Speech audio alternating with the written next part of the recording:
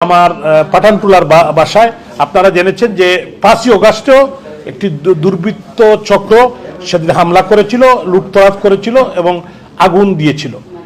দীর্ঘ 8 মাস পর আজকে আবার বিকাল 5:30টায় বিএনপির ছাত্র সংগঠন সিলেট এবং মহানগর ছাত্রদলের সভাপতি সাধারণ সম্পাদকের নেতৃত্বে এবং জেলা ছাত্রদলের সভাপতি সাধারণ সম্পাদকের নেতৃত্বে প্রায় 200 মোটরসাইকেল নিয়ে এসে আমার পাঠানটুলাস্থ বাসায় তারা আক্রমণ করেছে এবং এখানে লুটতরাজ করেছে। বাসার মধ্যে আপনারা ভিডিও আপনারা হয়তো দেখেছেন, সব লুটতরাজ এবং অগ্নিসংযোগ করেছে, যদিও পাড়ার মানুষ এসে এটা নিভিয়ে দিয়েছেন এবং ভাঙচুর করেছে এবং এখানে আমার একটি কেয়ারটেকারকে তারা মারধর করেছে এবং আমাদের বাংলাদেশ আওয়ামী লীগের সাংগঠনিক সম্পাদক কুলাউড়া থেকে নির্বাচিত সংসদ সদস্য জননেতা শফিউল আলম চৌধুরীর বাসায় হাউজিং স্টেটের বাসায় তারা আক্রমণ করেছে সুনামগঞ্জ 1 আসনের মাননীয় সংসদ সদস্য অ্যাডভোকেট রঞ্জিত সরকারের টিলাগ্রস্ত বাসায় তারা আক্রমণ করেছে। আমাদের সিটি কর্পোরেশনের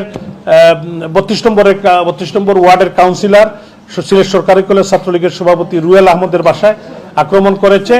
সাফায়াত খান আমাদের একজন সাবেক ছাত্রনেতা পাঠানটুলা, তার বাসায় আক্রমণ করেছে এবং আমি যেটা দেখলাম যে তার বাসায় বৃদ্ধ মাকেও গালিগালাজ করতেছে ছেলেগুলো গিয়ে।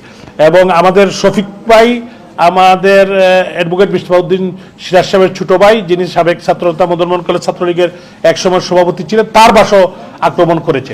তো অত্যন্ত দুর্ভাগ্যজনক। আমি এরকম কথা নিয়ে আমি আসতে চাই নাই। আমি এই দীর্ঘদিন ছোটবেলা থেকে রাজনীতি করি, দেশে বিদেশে এবং লন্ডনে আমি দীর্ঘদিন ছিলাম আপনাদের সাথে।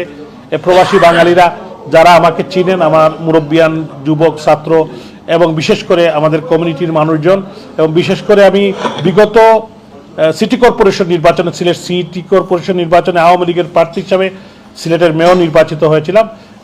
আমি কাজ শুরু করার প্রায় 8 মাসের মাথায় আপনারা যে 5ই আগস্টের যে প্রেক্ষাপটে আমাকে দেশ ত্যাগ করতে হয়েছে, পরবর্তী তার থেকে আমি লন্ডনে আছি। তো অত্যন্ত দুঃখের বিষয় যে আমার একটি ব্যক্তিগত বিষয় নিয়ে আমি জীবনে কোনোদিন আশাও করি না রাজনৈতিকভাবে অতীতে সিলেটের যে রাজনৈতিক পরিবেশ, শুধু আজকে এটা বললে হবে না, ধানমন্ডির 32 নম্বর সহ সারা বাংলাদেশে প্রায় 2,500 মানুষের বাড়ি করে তারা আক্রমণ করেছে, অনেককে হত্যা করেছে। সিলেটে আমাদের এই অতীতে এরকম কোনো নজির ছিল না, কোনোদিন কেউ বাড়ি করে হামলা হয়েছে এটা প্রথম আমরা দেখলাম। 5ই আগস্ট থেকে শুরু হয়েছে এবং আজ 8 মাস পরে তারা প্রকাশ্যে, এবং তারা একটি জিনিস তাদেরকে ধন্যবাদ দিতে হয়, এই ছেলেগুলা তাদের পরিচয় দিয়ে, তারা ছাত্রদলের পরিচয় দিয়ে তারা মিছিল করে তার সারা শহর প্রদক্ষিণ করে এসে আগুন দিচ্ছে, জ্বালাচ্ছে। এখানে আর্মি ডিপ্লয়েড, পুলিশ ডিপ্লয়েড এবং সমস্ত শহরবাসী, সাংবাদিক, বুদ্ধিজীবী, পুলিশ। আমি কিন্তু সাংবাদিকদের কাছ থেকে প্রথমে শুনেছি। আমি আমাদের দপ্তর সম্পাদক শাহ শামীমের বাসায় ছিলাম, তখনই আমাকে সেখান থেকে মেসেজ দেওয়া হলো যে এরকম আমার বাসায় আক্রমণ করা হয়েছে। তো এই জিনিসটি নিয়ে আমি কথা বলতে হবে, এটা আমি কোনোদিন চিন্তা করি নাই। তো এরকম একটি ন্যাক্কারজনক ঘটনা, মানুষের জানমালের নিরাপত্তা নেই।